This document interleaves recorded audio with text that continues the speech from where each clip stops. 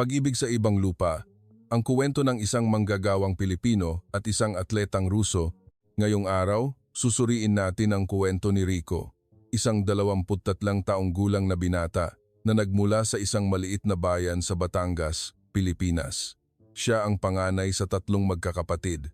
Ang kanyang paglalakbay na nagdala sa kanya upang magtrabaho sa Russia at sa kabila ng lahat ng inaasahan ay nagtapos sa kanyang pagpapakasal sa isang kilalang profesional na atleta ng volleyball mula sa bansang iyon ay isang kaakit-akit na salaysay. Paano umusbong ang kanilang pag-ibig sa gitna ng napakaraming hindi inaasahang pangyayari? Kung ang kuwentong ito ay pumukaw sa iyong interes, iniimbitahan ka naming pakinggan ito hanggang sa dulo. At kung hindi ka pa nakakapag-subscribe, huwag kalimutang pindutin ang subscription button bago tayo magsimula. Hindi kailanman inakala ni Rico na ang landas ng kanyang buhay ay magdadala sa kanya ng ganoon kalayo sa mga lupain nani sa pinakamakapangyarihang panaginip niya ay hindi niya nakita. Siya ay nagmula sa isang hamak na baryo sa Batangas, isang 23 taong gulang na binata, ang panganay sa 3 anak. Ang kanyang ama, isang may sakit na magsasaka, at ang kanyang ina na nagbebenta ng gulay sa lokal na palengke ay halos hindi na kayang buhayin ng pamilya. Sa kabila ng pagtatapos ng high school na may pagnanais na makapag-aral sa kolehiyo, ang mahirap na kalagayang pinansyal ng kanilang tahanan ang pumigil dito. Ang mga gastos sa medikal ng kanyang may sakit na ama at ang matrikula ng kanyang mga nakababatang kapatid ay isang napakabigat na pasanin. Sa huli, gumawa siya ng mahirap na desisyon na mangibang bayan upang kumita ng pera, taglay ang matinding pag-asa na mailigtas ang kanyang pamilya mula sa kahirapan. Nanay, babalik po ako na matagumpay. Ipinapangako ko po. Pakiusap po, ipagdasal niyo ako. Buong tatag niyang sumumpa sa harap ng kanilang pintuan bago umalis. Ang kanyang ina, pinipigilan ang mga luha, ay niyakap siya ng mahigpit. Higit sa lahat, mag-ingat ka ng husto, kumain ka ng maayos at laging maging maingat, pabulong niyang sinabi ng buong pagmamahal. Ang simula sa malalayong Russia, mula sa Ninoy Aquino International Airport sa Maynila, nagsimula ang mahabang paglalakbay ni Rico patungong Moscow. Ito ang unang beses na sumakay ng eroplano si Rico. Nakaupo sa tabi ng bintana, pinagmamasdan niya ang mga puting ulap na parang bulak na kumakalat sa labas, habang paulit-ulit niyang hinahaplos ang kanyang bagong pasaporte. Kinakabahan at natatakot siya, ngunit nakaramdam din siya ng kaunting pagmamalaki dahil sa wakas ay makikipagsapalaran siya sa ibang bansa. Pagdating sa Russia, ang unang sumalubong sa kanya ay ang matinding lamig. Ang hanging taglamig ay tumatagos sa kanyang makapal na jacket, at bawat pagbuga ng hininga ay lumilikha ng puting ulap. Mabilis na naglalakad ang mga tao sa paligid niya, walang pakialam sa nagyayelong panahon, ngunit nanginginig siya sa lamig. "Ugh!" Ang lamig, bulong niya nang hindi namamalayan habang nanginginig. Si Rico at ang iba pang manggagawang Pilipino ay ginabayan ng isang empleyado ng kumpanya patungo sa isang simpleng dormitoryo sa labas ng Moscow. Ang gusali, na gawa sa light steel structure, ay mayroon lamang isang maliit na heater sa isang sulok. May mga double-deck na kama na magkakasunod, ngunit nagpapasalamat na si Rico na mayroon siyang lugar upang makapagpahinga. Ang unang araw ng trabaho ay hindi naging madali. Siya ay itinalaga sa isang konstruksyon ng isang malaking sports stadium, isang proyekto na itinataguyod ng gobyerno ng Russia. Bilang isang general laborer, nagbubuhat siya ng semento, naglilinis ng site at tumutulong sa mga tubero.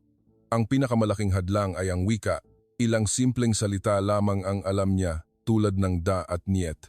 Sa bawat pagkakataon na mabilis na nagbibigay ng tagubili ng foreman, nalilito siya, ngunit nagsisikap siyang makinig ng mabuti at matuto sa pamamagitan ng pagtatanong sa kanyang mas may karanasan na mga kasamahan. "Rico, dahan-dahan lang. Kung magtatrabaho ka ng masipag, lahat ay magpapahalaga sa iyo. Huwag ka lang magreklamo," payo ni Ariel, isang kasamahan mula sa Cebu na 2 taon nang nagtatrabaho sa Russia. Tumango si Rico habang nilulunok ang pagod. Alam niya na ang tanging paraan upang mabuhay sa ibang bansa ay ang magtrabaho ng husto at kumilos ng may respeto. Isang mapag-cruise na pagkikita, gabi-gabi, pagkatapos ng kanyang trabaho, Madalas na umuupo si Rico sa tabi ng maliit na bintana ng dormitoryo. Mula doon, pinagmamasdan niya ang tanawing nababalutan ng niyebe habang dahan-dahang nahuhulog ang mga butil nito sa mga kalye. Nawawala siya sa kawalan, nagmamasid ng walang tiyak na patutunguhan. Sa isa sa mga gabing iyon, bigla siyang nakarinig ng tunog ng bolang bumubulusok at masiglang sigaw mula sa loob ng stadium. Naisip niyang mag-usisa at nang sumilip siya, nakita niya ang ilang matatangkad at blonde na atleta na nagpa-practice ng volleyball. Sa kanilang lahat, isang partikular ang nakakuha ng kanyang atensyon. Mukha itong malakas, ngunit kasabay nito ay naglalabas ito ng isang uri ng tamis. Sino kaya siya? Bulong ni Rico sa sarili habang nakahiga sa kanyang kama. Ilang araw pagkatapos, muli siyang inatasan sa parehong lugar ng trabaho. Nagpapatuloy ang mga ensayo ng volleyball at naririnig pa rin niya ang mga halakhak ng mga manlalaro. Sinubukan ni Rico na balewalain ang mga ito. Ngunit ang kanyang mga mata ay hindi maiwasang tumungo sa loob ng pasilidad. Nakita niya muli ang parehong babae at napansin niya na sa likod ng kanyang uniforme ay nakasulat ang pangalang Arina. Ang pangalang iyon ay lubos na nakaukit sa kanyang memorya. Wala siyang ideya kung gaano kasikat si Arina sa Russia. Siya ay isa sa mga manlalaro ng pambansang koponan ng volleyball na naghahanda para sa isang mahalagang kompetisyon. Gayunpaman, para kay Rico, siya ay isang malakas at mabait na babae lamang. Hindi niya inakala na ang maliit na pagkikita na iyon ay magpapabago sa kanyang buhay magpakailanman. Nang gabing iyon, kahit natulog na ang lahat ng manggagawa, hindi pa rin makatulog si Rico. Tinitigan niya ang kisame ng dormitoryo, inaalala ang mukha ni Arina. Huminga siya ng malalim. Napagtanto kung gaano imposible ang mag-imagine ng isang bagay sa pagitan ng isang hamak na manggagawang Pilipino tulad niya at ng isang tanyag na atletang Ruso. Ngumiti siya ng bahagya at ipinikit ang kanyang mga mata. Kalimutan mo siya. Pumunta ako rito para magtrabaho, hindi para mangarap, pabulong niya sa sarili. Ngunit nang hindi niya alam, hinabi na ng tadhana ang isa pang kwento para sa kanya. Isang kwento ng pag-ibig, ng paglaban, at ng tapang upang malampasan ang lahat ng pagkakaiba.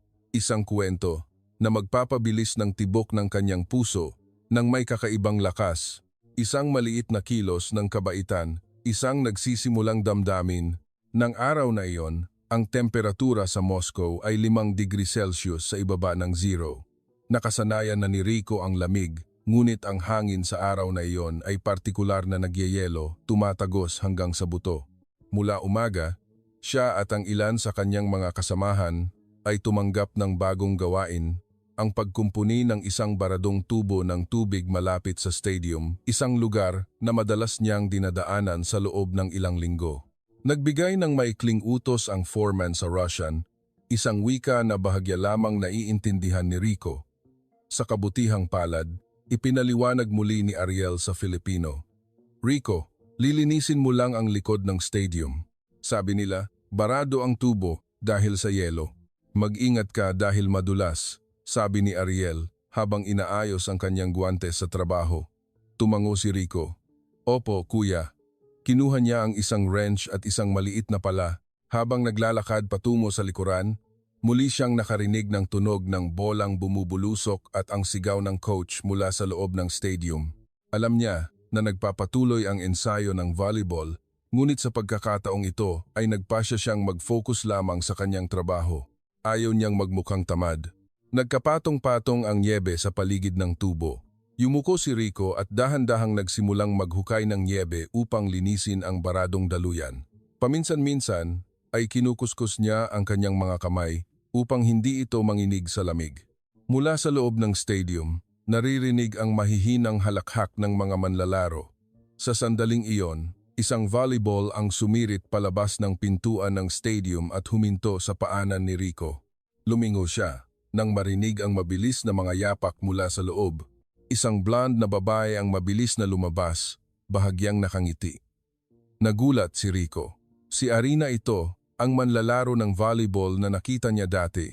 Huminto si Arina sa harap ni Rico, tinitigan siya ng may pagtataka. Salamat, sabi niya nang may bahagyang hirap sa Ingles habang kinukuha ang bola. Si Rico, nang hindi namamalayan, ay ngumiti at magalang na yumuko. Oo. Ang kanyang boses ay mahina at nanginginig, ngunit ngumiti si Arina sa kanya ng buong kabaitan. Tinitigan niya si Rico sandali at pagkatapos ay sinabi, "You work hard? Masipag ka magtrabaho?" Tumango si Rico. "Yes, I fix water pipe." "Topo, inaayos ko tubo ng tubig," sagot niya sa kanyang simpleng Ingles. Tumango si Arina na parang naiintindihan at sinabi, "Good job, thanks for keeping this clean." "Magaling. Salamat sa paglilinis nito." Gumawa siya ng maliit na senyas ng kamay at bumalik sa stadium. Naiwan si Rico doon na tulala. Hindi siya makapaniwala na ang babaeng nakita lamang niya mula sa malayo ay direktang kinausap siya. Muli siyang tumingin sa nakasarang pintuan ng stadium at huminga ng malalim. "Diyos ko, kinausap ko ba talaga siya?" sabi niya sa sarili habang nakangiti. Nang hapong iyon, hindi pa tapos ang trabaho ni Rico. Kailangan pa niyang suriin ang mga tubo sa kabilang panig ng stadium. Habang nakayuko, inaayos ang isang koneksyon, nakarinig siya ng mga yapak sa likuran niya. Nang lumingon siya, nakita niya si Arina na may 2 paper cup ng mainit na inumin. "Here, heto," sabi niya habang iniaabot ang isang baso. "Hot chocolate, very cold outside." Mainit na tsokolate, napakalamig sa labas. Nag-alinlangan si Rico at gustong tumanggi. "Salamat. Ayos lang."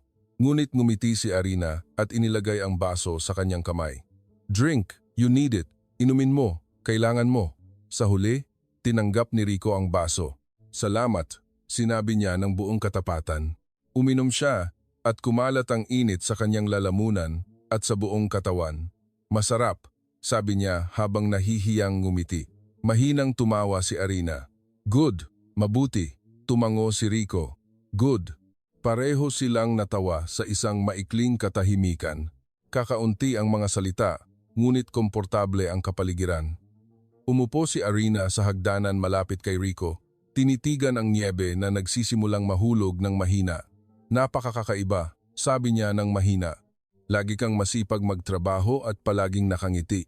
Tinitigan siya ni Rico sandali at pagkatapos ay sumagot ng buong katapatan. "Kung hindi po ako ngingiti, magiging napakabigat ng buhay." Natahimik si Arina sandali, pagkatapos ay tumango. "Naiintindihan ko, mula ng araw na iyon, mas madalas silang nagkikita." Binabati ni Arina si Rico sa tuwing nakikita niya ito malapit sa stadium. Minsan binibigyan niya ito ng tinapay, minsan ay simpleng binabati lamang siya ng may ngiti. Laging sumasagot si Rico ng may paggalang, ngunit sa kanyang puso ay nagsisimulang umusbong ang ibang damdamin. Hindi pa siya nangangahas na pangalanan ng emosyon na iyon, ngunit sa tuwing ngumingiti si Arina, mas bumibilis ang tibok ng kanyang puso. Isang relasyon na lumalalim at ang mga paningin ng iba. Nagsimula ring mapansin ng ibang manggagawa ang kanilang pagiging malapit. "Tingnan mo si Rico, sikat ka na." Biro ni Ariel isang gabi sa dormitoryo, kaibigan ng isang sikat na Ruso na volleyball player. "Malaking bagay iyon." "Hindi, kuya, mabait lang po siya," sagot ni Rico habang nahihiyang tumatawa. "Pero madalas kayong nag-uusap?" "Mga normal na usapan lang po." Binigyan niya ako ng inumin at wala nang iba. Iginiit ni Rico na sinubukang itanggi ang sa loob niya ay alam niyang isang hindi pangkaraniwang relasyon. Hindi niya maintindihan kung bakit nag-aaksaya ng panahon si Arina para batiin ang isang simpleng manggagawa tulad niya. Gayunpaman, sa tuwing nag-uusap sila, mukhang tapat si Arina at masaya sa sandali. Isang araw, habang inililipat ni Rico ang isang malaking lalagyan, mabilis na lumabas si Arina mula sa stadium. Dahil sa naipong niebe sa lupa, halos madulas siya at mahulog. Sa isang iglap, binitawan ni Rico ang lalagyan at inabot ang kanyang kamay upang hawakan siya. Nagulat si Arina, ngunit sa tulong ni Rico ay nakabalik siya sa balanse. "Ayos lang po kayo?" tanong ni Rico na nag-aalala. Tumango si Arina habang pinipigilan ang ngiti. "Oo, salamat. Muntik na akong mahulog." Dahan-dahang binitawan ni Rico ang kanyang kamay. "Mag-ingat po kayo, napakadulas ng sahig." Malawak na ngumiti si Arina. "Spasiba."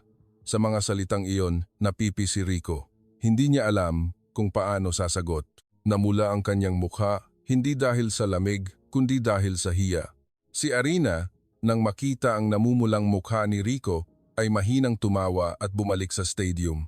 Nandoon si Rico, hindi gumagalaw, naririnig ang mabilis na tibok ng kanyang puso.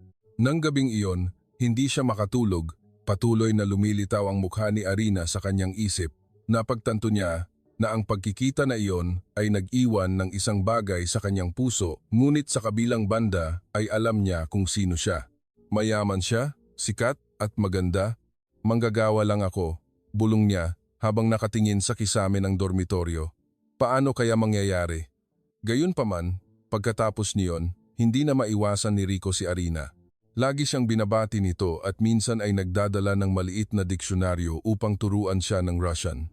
Hoy, Rico, sabi ni Arina isang araw, kung matuto ka ng Russian, mas marami tayong mapag-uusapan. Mahinang tumawa si Rico. Sige po, susubukan ko. Mula noon, gabi-gabi, pagkatapos ng trabaho ni Rico, umuupo sila at nag-uusap sandali. Tinuturuan siya ni Arina ng iba't ibang salita. Spasiba ay salamat, dobry den ay hello, at kakdela ay nangangahulugang, kumusta ka? Nagsisikap si Rico na tandaan ang lahat at tumatawa sa tuwing mali ang kanyang pagbigkas. Ngunit hindi kailanman siya kinutya ni Arina. Dahan-dahang nagsimulang magbago ang kanilang relasyon. Walang nangangahas na ipahayag ito sa mga salita. Ngunit pareho silang nagsimulang maghintay sa mga maliliit na pagkikita araw-araw. Para kay Rico, si Arina ay parang isang maliit na ilaw sa kanyang mahirap na buhay na malayo sa tahanan. Para kay Arina, si Rico ay isang walang pretensyon at tapat na tao, ang uri ng tao na hindi pa niya nakikita sa mga mapagmalaking tao sa paligid niya. Walang nakakaalam, ngunit ang di sinasadyang pagkikita na iyon sa isang araw na may niebe ay ang simula ng isang mahabang kuwento na magpapabago sa kanilang buhay. Mga damdaming umuusbong, isang koneksyon na lumalalim. Sa paglipas ng mga araw, ang routine ng dalawa ay magkapareho. Nagtatrabaho si Rico sa paligid ng stadium habang abala si Arina sa kanyang matinding ensayo sa umaga at gabi. Gayunpaman, ang kapaligiran sa pagitan nila ay nagbago mula noong araw na sila ay nagkakilala sa madulas na sahig. Sa tuwing dumadaan si Arina, binabati niya si Rico ng isang mainit na ngiti. At si Rico, na medyo mahiyain pa, ay nagsimulang sumagot sa kanya ng mga awkward na salita sa Russian na natutunan niya mula sa maliit na diksyonaryo na ibinigay sa kanya ni Arina. Dobry den, Rico, bati ni Arina habang kumakaway isang umaga. Dobry den, Arina, sagot ni Rico na may bigkas na medyo hirap pa rin. Mahinang tumawa si Arina. Mabuti, mabilis kang matuto. Ngumiti si Rico nang nahihiya at itinuro si Arina, sinasabing, magaling po kayong guro.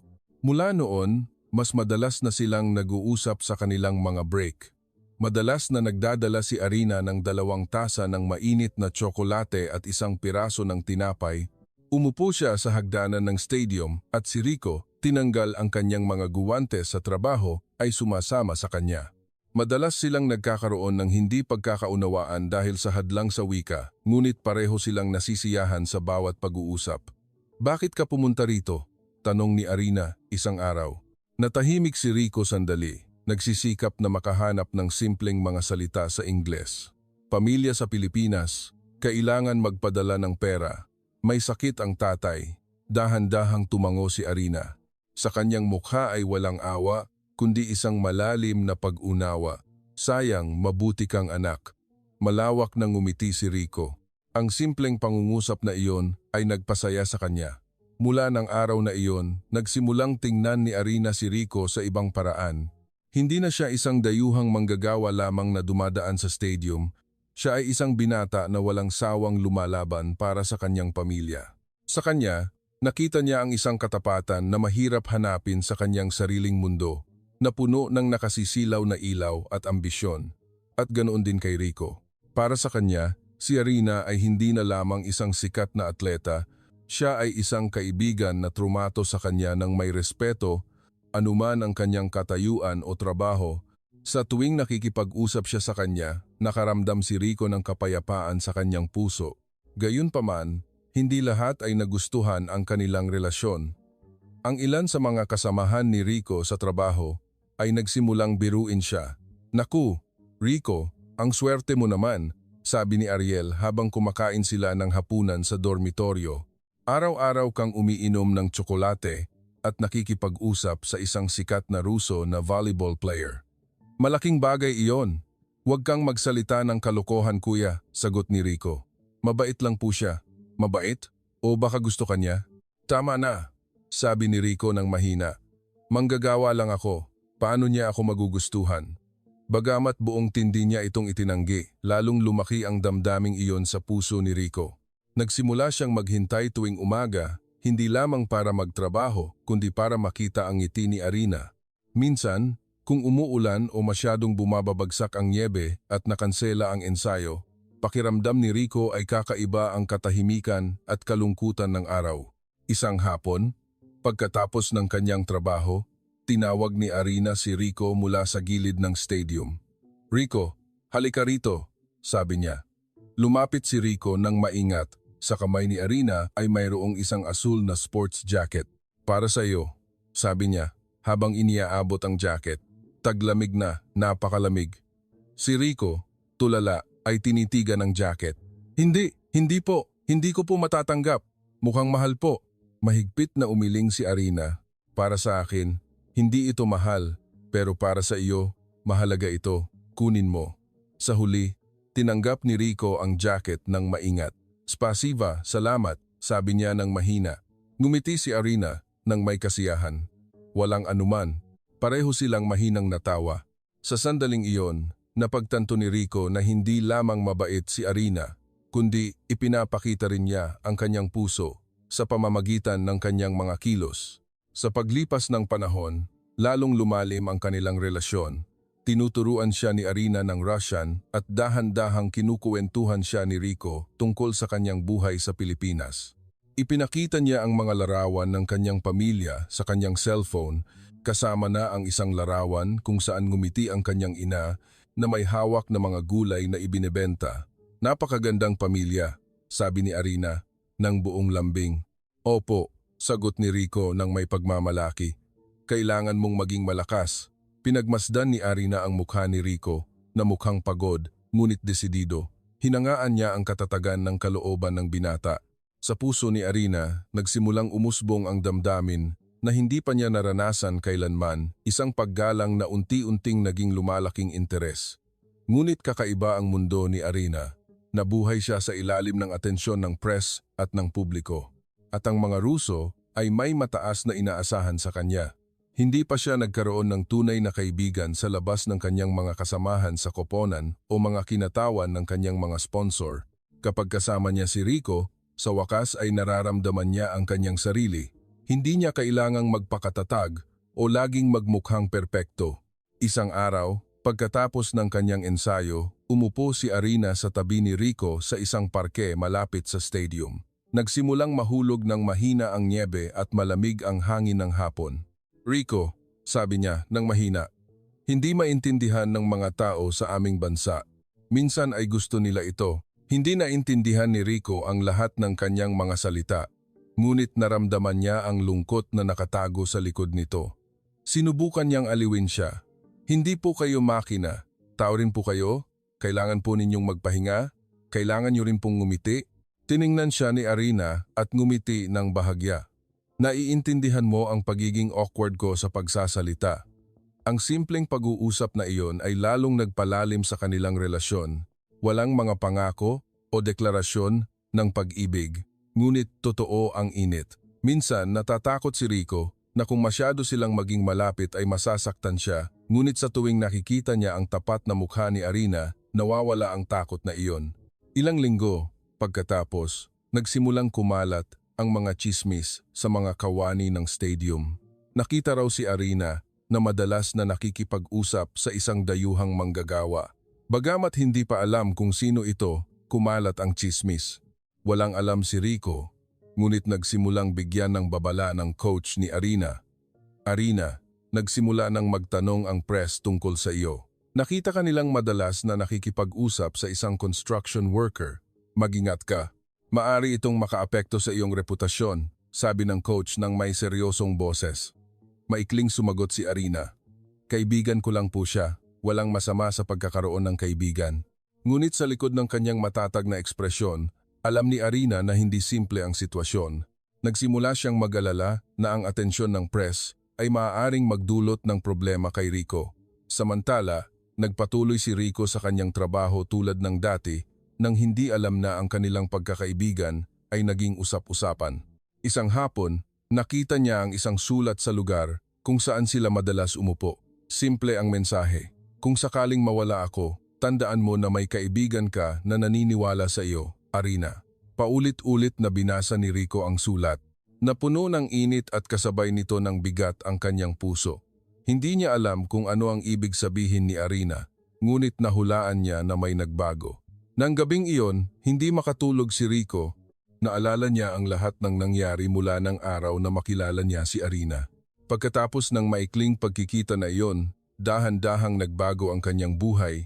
Siya, na puro trabaho at pera lang ang iniisip, ay mayroon na ngayong bagong dahilan upang ngumiti tuwing umaga. Ngunit sa kaibuturan ng kanyang puso, alam ni Rico na hindi magiging madali ang kanilang pagiging malapit. Masyadong magkaiba ang kanilang mundo. Nais lang niya na magpatuloy ang pagkakaibigan na iyon anuman ang unos na darating. At nang gabing iyon, sa labas ng dormitoryo, patuloy na nahuhulog ang nyebe ng tahimik na parang nagpapatunay na mayroong higit pa sa ordinaryong pagkakaibigan ang umuusbong sa pagitan ng dalawang magkaibang mundo. Ang pag-ibig na umuusbong at ang simula ng pagsubok. Sa mga nakaraang linggo, ang pagkakaibigan ni Rico at Arina ay nagsimulang magbago. Bagamat wala sa kanila ang malinaw na nagpahayag nito, lumalaki ang kanilang damdamin sa stadium, tahimik na parang niyebe na nag-iipon, ngunit hindi maikakaila at lalong hindi na kayang balewalain. Nagsimulang mapansin ni Rico ito sa tuwing bumibilis ang tibok ng kanyang puso sa tuwing nakikita niya si Arina. Napapansin niya ang tingin ni Arina sa kanya habang nagtatrabaho at bawat maliit na ngiti na ibinibigay niya ay nagpapainit sa kanyang puso. Gayunpaman, patuloy siyang nagpipigil. Alam niya kung sino siya, isang hamak na manggagawang Pilipino, napakalayo sa nakasisilaw na ilaw ng press at sa mundo ng mayayaman. Sa kabilang banda, si Arina ay isang sikat na volleyball player na nabubuhay sa isang mundo ng prestihiyo at yaman. Isang hapon, pagkatapos ng kanyang trabaho, nakaupo si Rico sa hagdanan malapit sa stadium. Nagsisimulang mahulog ng mahina ang nyebe at ang malamig na hangin ay tumatagos sa kanyang jacket. Habang inaayos ang kanyang guwantes, lumapit si Arina na may dalang mainit na inumin. "Rico, hot chocolate," sabi niya habang iniaabot ang isang paper cup. "Salamat," sagot ni Rico habang tinatanggap ang baso. Umupo sila ng magkatabi, nagpapanatili ng magalang na distansya. "Gusto mo ba ang Russia?" tanong bigla ni Arina. Nagkibit balikat si Rico. "Minsan po napakalamig pero mabait po ang mga tao." Ngumiti si Arina. "Ang mga tao ay mabait tulad ko." Yumuko si Rico. Hindi niya alam kung ano ang sasabihin. "Ginagawa ko lang po ang aking makakaya," bulong niya. Tinitigan siya ni Arina ng matagal na parang gustong maintindihan ang higit pa sa kanyang mga salita. Naramdaman ni Rico na mabilis ang tibok ng kanyang puso, ngunit nanatili siyang tahimik, pinipigilan ang mga damdamin na hindi pa niya nangangahas na ilantad. Pagkatapos ng pagkikita na iyon, mas marami silang oras na magkasama kahit panandalian lamang. Patuloy na nakakahanap si Arina ng mga dahilan upang maging malapit kay Rico. Maging ito ay sa pag-aalok ng mainit na inumin, pagtuturo ng ilang salita sa Russian o simpleng pagngiti sa kanya habang nagtatrabaho. Nagsimula ring matuto pa si Rico. Gusto niyang makipag-usap kay Arina nang hindi umaasa sa kanyang hirap na Ingles o sa isang maliit na diksyonaryo. Gabi-gabi ay nagsasanay siya ng mga bagong salita na itinuro sa kanya ni Arina. Madalas siyang nagkakamali at nahihiya, ngunit ang ngiti ni Arina ang kanyang motibasyon upang matuto ng mas masigasig. Lalong naging halata ang mga damdaming iyon. Isang araw, nang nahihirapan si Arina, nahawakan ang isang madulas na bola dahil sa nagyayelong mga kamay. Mabilis na tumakbo si Rico upang tulungan siya at aksidenteng sumagi ang kanyang kamay sa kamay ni Arina. Agad niyang binawi ang kanyang kamay at namula ang kanyang mukha. Tinitigan siya ni Arina sandali at pagkatapos ay nahihiyang ngumiti. "Salamat, lagi mo akong tinutulungan," sabi ni Arina ng buong lambing. Ngiti lamang ang naitugon ni Rico. Malakas ang tibok ng kanyang puso. Napagtanto niya na hindi lamang ang kanilang mga kamay ang nagkadikit, kundi pati na rin ang kanilang mga puso. Ngunit nag-alinlangan pa rin si Rico. Paano kaya ang isang manggagawang Pilipino tulad ko ay makakalapit kay Arina? Sikat siya, maganda, at mayaman. Isa lang akong ordinaryong manggagawa. Ang takot na iyon ang pumigil sa kanya na masyadong lumapit. Bagamat bawat ngiti at bawat kilos ng kabaitan ni Arina ay laging umakit sa kanya. Ganoon din ang nararamdaman ni Arina. Napagtanto niya na iba si Rico sa sinumang nakilala niya. Hindi siya kailanman umarte ng may pretensyon, hindi kailanman sinubukang samantalahin ang kanilang pagkakaibigan at siya ay tapat. Kapag kasama niya si Rico, maaari siyang maging kanyang sarili nang hindi kailangang magpakita ng perpektong imahe sa publiko, ngunit marami rin siyang alalahanin. Masyado siyang mabuti. Ayoko na ang aking buhay ay magdulot ng kahirapan sa kanya, bulong ni Arina isang gabi habang nakatingin sa volleyball sa kanyang kamay.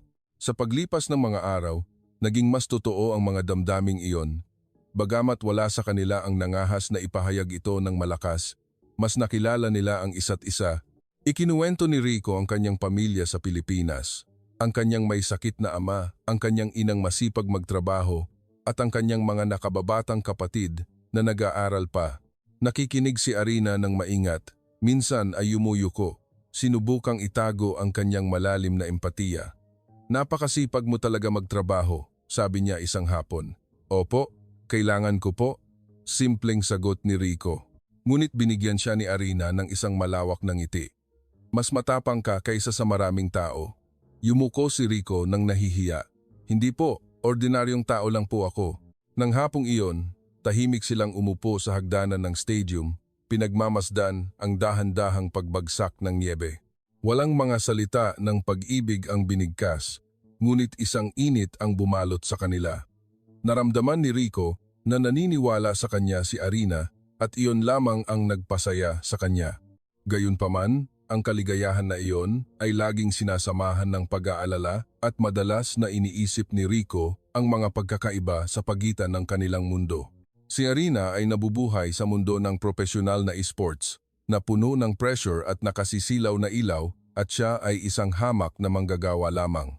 Natatakot siya na kung ilalantad niya ang kanyang damdamin, madidismayan niya si Arina. Sa kabilang banda, nag-aalala si Arina sa reaksyon ng mga nakapaligid sa kanya, ang kanyang coach, ang kanyang mga kasamahan sa koponan, at maging ang press. Alam niya na ang kanilang pagiging malapit ay maaaring maging tsismis at magdulot ng problema kay Rico. Ngunit may mga maliliit na sandali na nagpahiwatig sa kanilang dalawa na hindi na nila kayang balewalain ang mga damdaming iyon. Halimbawa, ang araw na muntik nang madulas si Arina sa niebe at hinawakan siya ni Rico. Sa sandaling iyon ay nagkatinginan sila nang walang salita at mabilis na tumibok ang kanilang mga puso. Lagi kitang poprotektahan, pabulong ni Rico sa kanyang loob. Ngumiti lang si Arina at sa kanyang mga mata ay may init na mahirap ilarawan sa mga salita. Nagsimula ring makaapekto ang mga damdaming iyon sa kanilang pang-araw-araw na buhay. Masipag magtrabaho si Rico, hindi lamang para sa kanyang pamilya, kundi dahil gusto rin niyang maging maganda sa mata ni Arina. Nagsisikap siyang matuto ng Russian, sinubukang tapusin ang lahat ng mas mabilis, at nagsimula pang ang mag-ayos ng kaunti sa kanyang hitsura. Nagsimula ring mapansin ni Arina ang maliliit na bagay na ginagawa ni Rico. Hinangaan niya ang kanyang pagiging matiyaga at ang kanyang pagiging simple. Sa tuwing nakikita niya si Rico na nagtatrabaho ng seryoso, sa kabila ng kanyang pisikal na pagod, naiiyak siya. Sa kanyang puso, nagsimulang mapagtanto ni Arina na hindi lamang kaibigan si Rico o isang manggagawa na nakikita niya araw-araw. Nagiging isang mahalagang tao siya. Isang gabi, habang nag-aaral si Rico ng Russian gamit ang kanyang maliit na diksyonaryo, lumapit si Arina sa kanya. Umupo lang siya ng tahimik sa tabi ni Rico, tinitigan ng niebe na bumabagsak sa bintana. Naramdaman ni Rico ang kanyang presensya at mabilis na tumibok ang kanyang puso. Lagi po kayo rito, pabulong ni Rico halos sa sarili. Lumingon si Arina at binigyan siya ng isang malawak na ngiti. Gusto kong maging nandito kasama ka. Ang mga salitang iyon ay simple, ngunit para kay Rico ay isang pagkilala na nagpainit sa kanyang puso. Tiningnan niya si Arina na sinubukang basahin ang kahulugan sa kanyang mga mata, ngunit ngiti lamang ang kanyang nagawa. Natahimik sila sandali at ang mainit na kapaligiran na iyon ang bumalot sa malamig na gabi ng Moscow. Walang mga salita ng pag-ibig ang binigkas, ngunit ang damdaming iyon ay dahan-dahan, ngunit siguradong lumalaki sa pagitan nila. Bagamat maraming takot at pag-aalala ang humahadlang, alam ni Rico at Arina na ang damdaming iyon ay hindi isang simpleng pagkakaibigan. Ito ay isang bagay na mas malalim, mahirap ipaliwanag sa mga salita. At pareho nilang napagtanto na ang damdaming iyon ay susubukan sa lalong madaling panahon ang kanilang tapang kung mangangahas silang harapin ito o pipiliin ang katahimikan at paghihiwalay dahil sa mga pagkakaiba sa kanilang mundo. Nang gabing iyon, patuloy na nahuhulog ang niyebe na bumabalot sa stadium ng may payapang katahimikan na parang nagpapatunay na sa pagitan ng dalawang magkaibang mundo, ang kanilang mga puso ay nagsisimulang magkaisa ng tahimik ngunit hindi maikakaila. Ang pag-ibig sa ilalim ng presyon, ang relasyon na sinimulan, ang relasyon ni Rico at Arina na kanilang pinagyaman ng tahimik ay nagsimulang makakuha ng atensyon ng mga nakapaligid sa kanila. Sa simula, ito ay maliliit na tsismis lamang sa pagitan ng mga tauhan ng stadium, ngunit hindi nagtagal ay nakarating ang balita sa coach at sa mga tao ni Arina. Sa mundo ng profesional na esports ng Russia, bawat kilos ng isang sikat na atleta ay laging sinusuri ng publiko. Ito ay lalo pang totoo para sa isang pakikipag-ugnayan sa isang ordinaryong tao tulad ni Rico. Isang hapon, pagkatapos ng isang regular na ensayo, pinagalitan ng coach ni Arina si Arina ng may seryosong boses. "Arina, narinig ko na madalas mong kinakausap ang bagong construction worker," sabi ng coach habang nakatingin ng matalim sa kanya. Yumuko si Arina na sinubukang ipaliwanag ang sarili. "Kaibigan ko lang po siya, coach. Iyon lang. Walang problema," umiling ang coach. Alam mo ba ang mga kahihinatnan? Maaaring samantalahin ito ng press at maaaring magalit ang mga sponsor. Hindi na ito personal na bagay, Arina. Nakaramdam si Arina ng paninikip sa dibdib. Alam niya na ang kanyang mundo ay puno ng presyon at ang kanyang pagiging malapit kay Rico ay maaaring magdulot ng malalaking problema. Nahati siya sa pagitan ng pagprotekta sa kanyang damdamin at pagpapanatili ng kapayapaan ng kanyang karera. Samantala, nagpatuloy si Rico sa kanyang trabaho tulad ng dati. Hindi niya lubos na nauunawaan ang mundo ni Arina na puno ng nakasisilaw na ilaw, ngunit nagsimula siyang makaramdam ng biglaang distansya. Nang subukan niyang batiin si Arina tulad ng dati, mukha itong maseryoso at hindi gaanong ngumiti. Nalito at nag-alala si Rico. Isang gabi, pagkatapos ng kanyang trabaho, nakaupo si Rico ng mag-isa sa hagdanan ng dormitoryo. Ang kanyang mga kamay at mukha ay malamig pa rin dahil sa nyebe na bumagsak sa buong araw. Tinitigan niya ang madilim na kalangitan ng Moscow na sinubukang kalmahin ang kanyang isip. Bakit kaya bigla siyang nagbago? May nagawa ba akong mali? Bulong niya. Kinabukasan, lalong kumalat ang mga tsismis sa mga empleyado at mga kaibigan ni Arina. Ang ilang tao ay tiningnan si Rico ng may pagtataka. Ang iba ay nangutya at nagsabi pa, "Hoy, Rico, huwag kang maging masyadong sikat. Ang volleyball player na yan ay malapit nang masusundan ng press," sabi ng isang kasamahan habang tumatawa. Ngiti lamang ang naitugon ni Rico habang nilulunok ang sakit sa kanyang puso. Alam niya na nagbibiro lang ang kanyang mga kasamahan, ngunit labis na bumaba ang kanyang kalooban.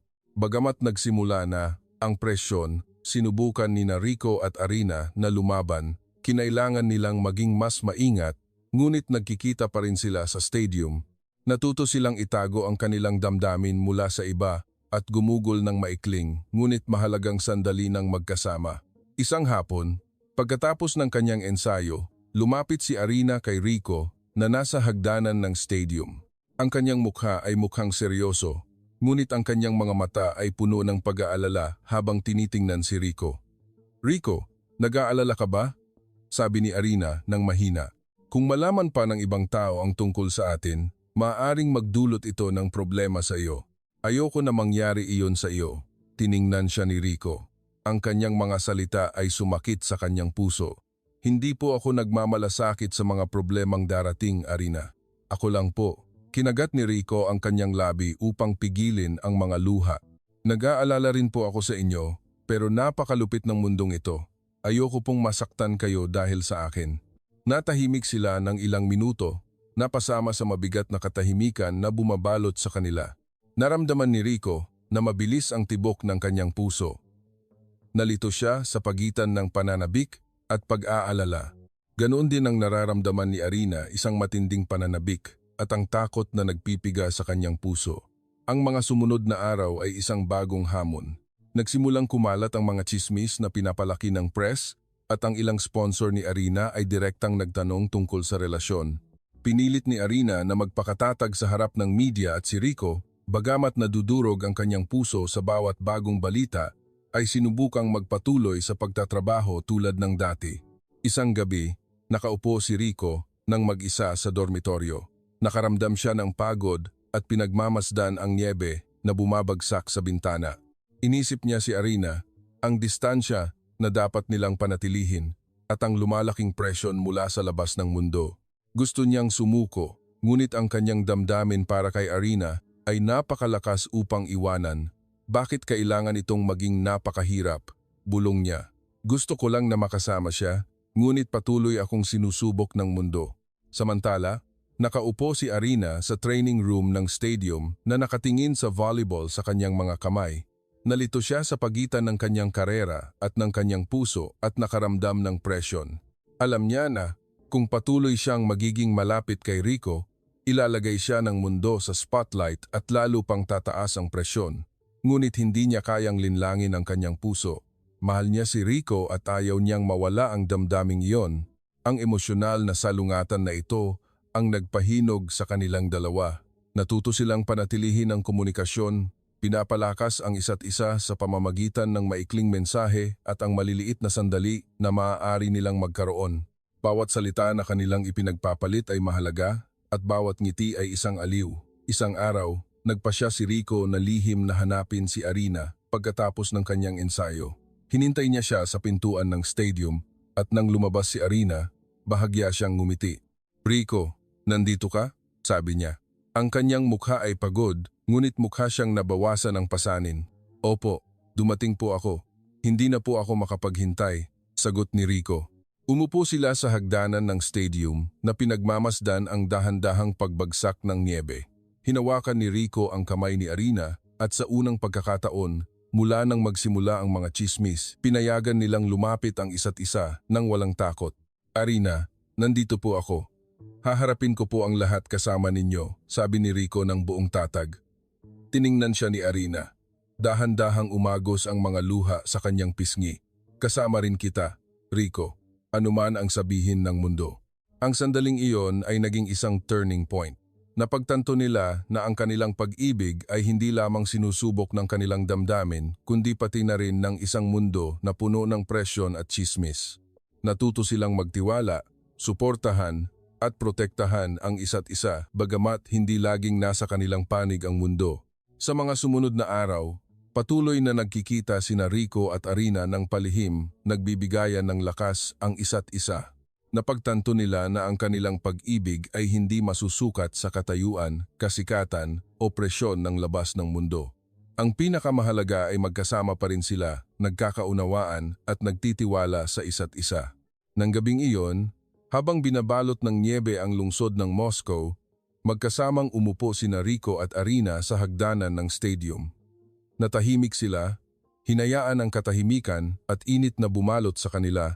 Maaring malupit ang mundo, maaring magpilit ang press, at maaring manghusga ang ibang tao, ngunit totoo pa rin ang kanilang pag-ibig.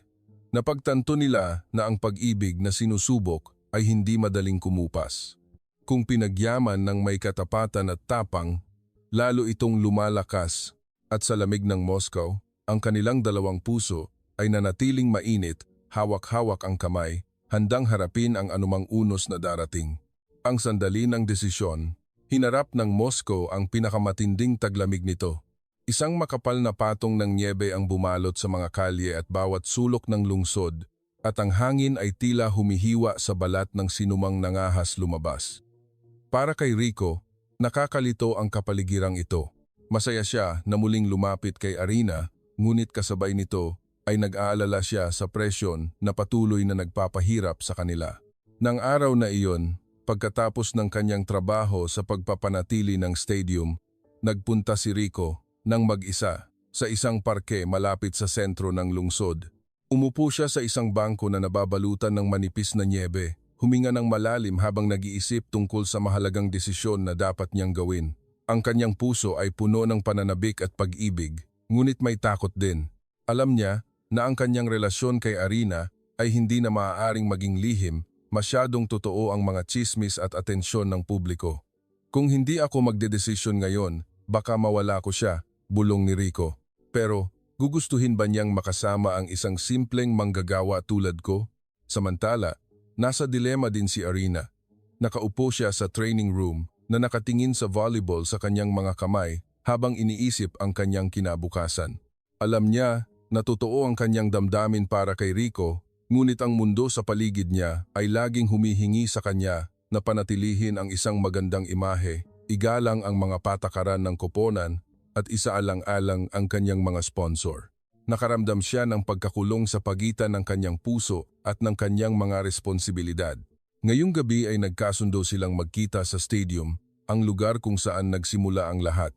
Naghintay si Rico sa hagdanan na may makapal na jacket na nagpoprotekta sa kanya mula sa lamig. Isang manipis na patong ng nyebe ang naipon sa kanyang buhok at balikat. Nang lumabas si Arina sa pintuan ng stadium, agad na hinanap ng kanyang mga mata si Rico at isang ngiti ang dahan-dahang kumalat sa kanyang mukha. "Rico," sabi niya ng mahina. Ang kanyang boses ay nanginginig na may halo-halong emosyon. "Arina," sagot ni Rico habang tumatayo. Mabilis na tumibok ang kanyang puso. Umupo sila sa hagdanan ng stadium, napasama sa katahimikan na bumabalot sa nabalutan ng nyebe na Moscow. Sa pagkakataong ito ay walang magagaan na pag-uusap, tanging tensyon, pag-aalala at damdamin na naghihintay na mailantad. "Rico, ayoko nang huminto ang relasyong ito," sabi ni Arina sa huli. "Pero ang mundo, natatakot akong masaktan ka nito." Mahigpit na hinawakan ni Rico ang kanyang kamay. "Arina, hindi ko po mahalaga kung ano ang mundo. Ang tanging mahalaga po sa akin ay tayo. Handa po akong harapin ang anumang bagay kasama po kayo." Tiningnan siya ni Arina sa mga mata. Dahan-dahang umagos ang mga luha sa kanyang pisngi. "Pero alam mo na sikat ako at hindi madaling tanggapin tayo ng mga tao. Kailangan nating maging matapang." Tumango si Rico. "Handa po ako. Gusto ko po na maging tapat tayo sa ating damdamin at kung kailangan nating harapin ang mundo, gagawin natin iyon ng magkasama." Natahimik sila sandali, hinayaan na palakasin ng sandaling iyon ang kanilang mga puso. Patuloy na binabalot ng niyebe ang stadium ng puti at payapang tabing. Huminga ng malalim si Rico at kumuha ng lakas ng loob. "Arina, gusto ko po kayong pakasalan," sabi ni Rico ng may matatag ngunit malambing na boses. Ang mga salitang iyon ay lumabas mula sa kanyang puso nang may katapatan at tapang. Tiningnan siya ni Arina nang nanlalaki ang mga mata, nagulat. Malakas na tumibok ang kanyang puso. Hindi niya inakala na sasabihin iyon ni Rico. Yumuko siya sandali, pinipigilan ang mga luha. "Rico, seryoso ka?" Tumango si Rico. "Seryoso po ako. Mahal ko po kayo higit sa lahat. Gusto ko po na magkasama tayo, na harapin ang mundo ng walang takot." Lalo pang yumuko si Arina, pinipigilan ang halo-halong kaligayahan, takot at emosyon. Alam niya na hindi magiging madali ang desisyon, ngunit nang makita ang katapatan sa mga mata ni Rico, nakaramdam siya ng seguridad. Napagtanto niya na ito ang sandali na magdedesisyon sa kanilang kinabukasan. "Rico, mahal din kita. Handa na ako. Haharapin natin ito ng magkasama," pabulong niya sa huli. Sandali silang binalot ng katahimikan. Ngunit sa pagkakataong ito ay hindi ito katahimikan na puno ng pag-aalala. Ito ay katahimikan na puno ng pag-unawa, pagtanggap at determinasyon. Ang bumabagsak na nyebe ay bumalot sa kanila na parang isang mainit na kumot, na parang sumasang-ayon sa kanilang mahalagang desisyon. Ang mga sumunod na araw ay puno ng mga paghahanda. Pareho silang nagsimulang magplano ng kanilang kinabukasan, maingat na tinutugunan ang atensyon ng publiko at ang presyon ng media. Nagsimula si Rico sa mga administratibong proseso upang manatili ng mas matagal sa Russia at nagsimula si Arina na magbigay ng impormasyon tungkol sa kanilang relasyon sa ilang pinagkakatiwalaang tao upang maiwasan ang pagkalat ng maling Chismis. Sa gitna ng lahat ng paghahanda, nakakahanap pa rin sila ng oras upang magkita. Ang lahat ng simpleng sandali na iyon, tulad ng pag-inom ng mainit na tsokolate ng magkasama, paglalakad sa parke na nababalutan ng nyebe, at pag-aaral ng Russian, ay nagkaroon ng mas malaking kahulugan. Napagtanto nila na ang tunay na pag-ibig ay hindi lamang tungkol sa damdamin, kundi pati na rin sa tapang at determinasyon na harapin ang mundo ng magkasama. Isang hapon, nang nagsisimulang matunaw ang nyebe, naglakad sila sa parke malapit sa stadium. Mahigpit na hinawakan ni Rico ang kamay ni Arina. Arina, haharapin po natin ang lahat. Kasama po kayo, wala po akong takot, sabi niya ng malambing na boses. Ngumiti si Arina at tiningnan si Rico nang may mga matang puno ng pag-ibig. Wala rin akong takot. Magkasama tayo at iyon ang pinakamahalaga.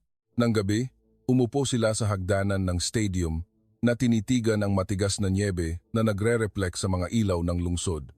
Seryosong tiningnan ni Rico si Arina. Gumawa po tayo ng malaking desisyon, Arina.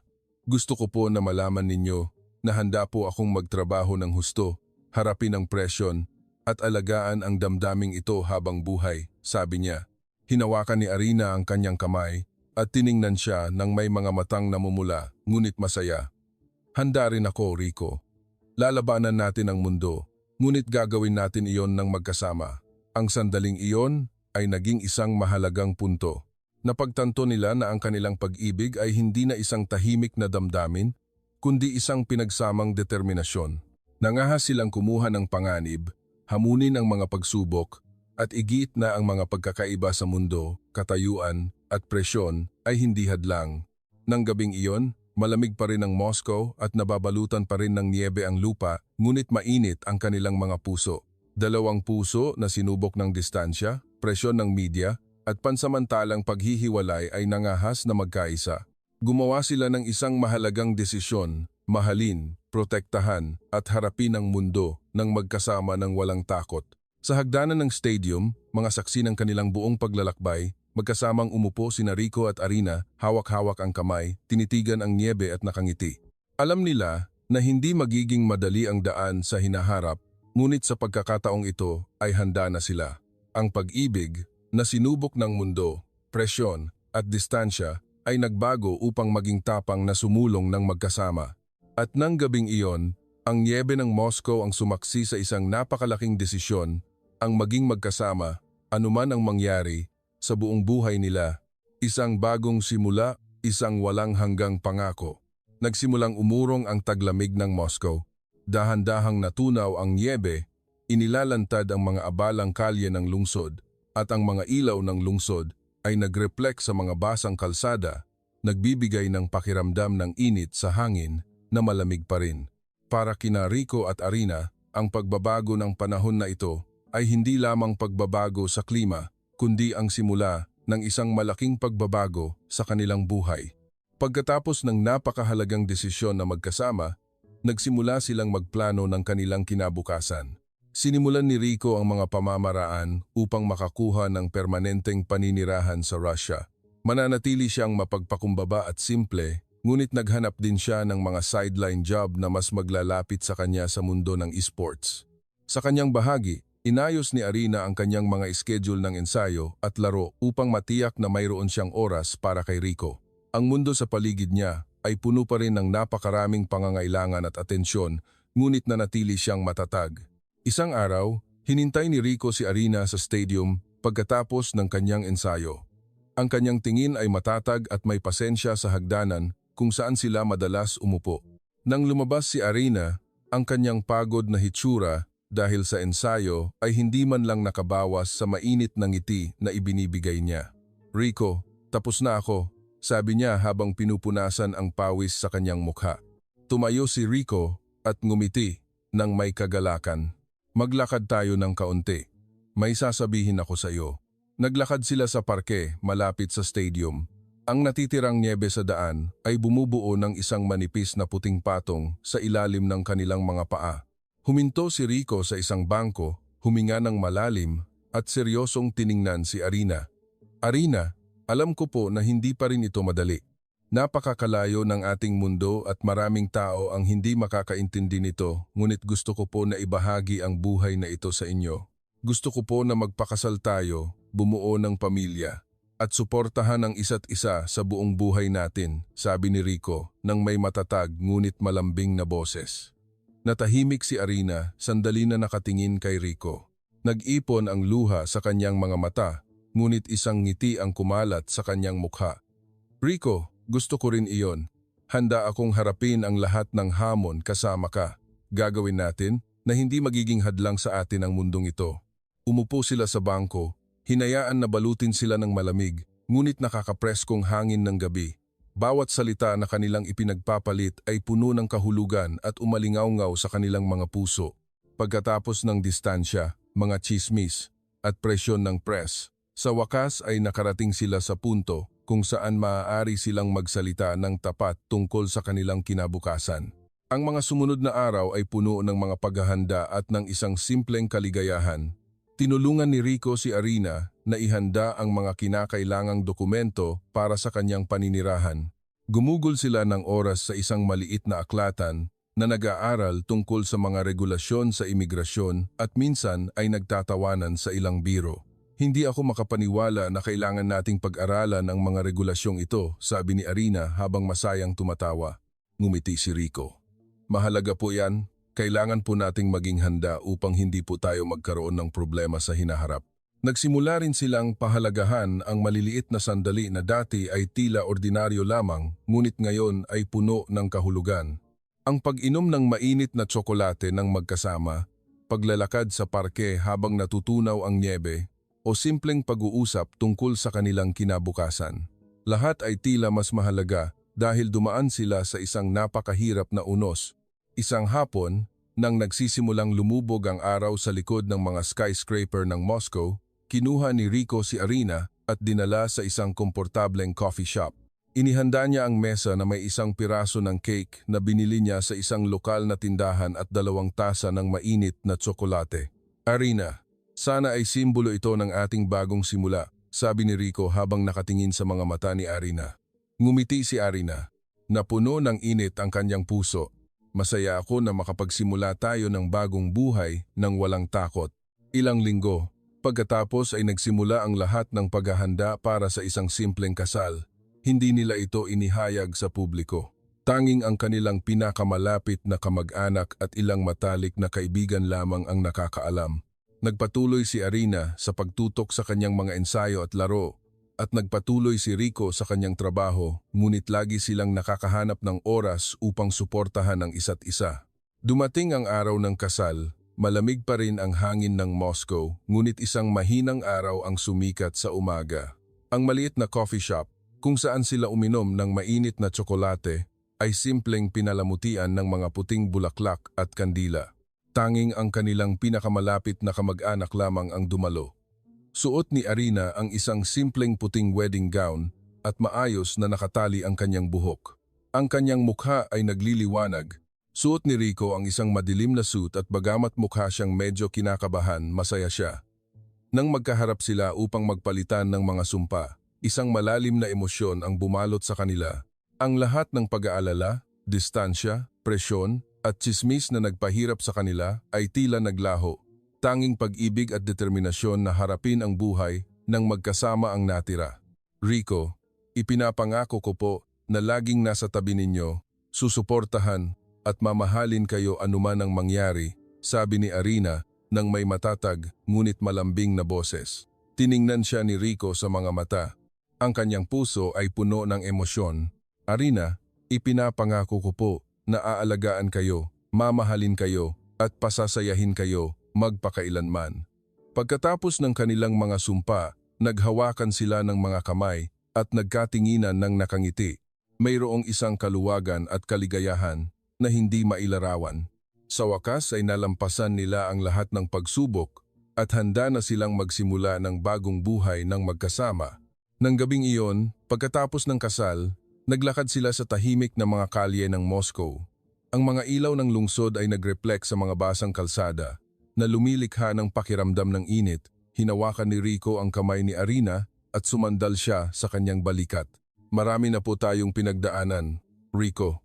Sabi ni Arina nang mahina. Opo, pero ngayon po ay makapagsisimula tayo ng bagong buhay ng walang takot, sagot ni Rico habang nakangiti. Alam nilang magpapatuloy ang mga hamon. Mananatiling malupit ang mundo. Patuloy silang susundan ng press at patuloy na magbibigay ng pagsubok ang buhay, ngunit ngayon ay hindi na sila nag-iisa. Nasa kanila ang isa't isa, isang pag-ibig na napatunayan, at ang tapang na harapin ang anumang bagay ng magkasama. Ang natitirang niyebe sa mga kalye ng Moscow, ang huling saksi ng kanilang mahabang paglalakbay mula sa kanilang unang simpleng pagkikita sa isang pagkakaibigan na lumago ng tahimik, isang pansamantalang paghihiwalay, isang malaking desisyon, at, sa huli, ang simula ng isang bagong buhay ng magkasama. Dalawang puso na sinubok ng mundo, ngayon ay nagkaisa na, handang harapin ang kinabukasan ng may pag-ibig, katapatan at matatag na determinasyon. At sa tahimik na gabi ng Moscow, naglakad sina Rico at Arina ng magkatabi, iniwan ang kanilang mga yapak sa natutunaw na niyebe patungo sa isang bagong buhay na puno ng pag-asa, kaligayahan at tunay na pag-ibig.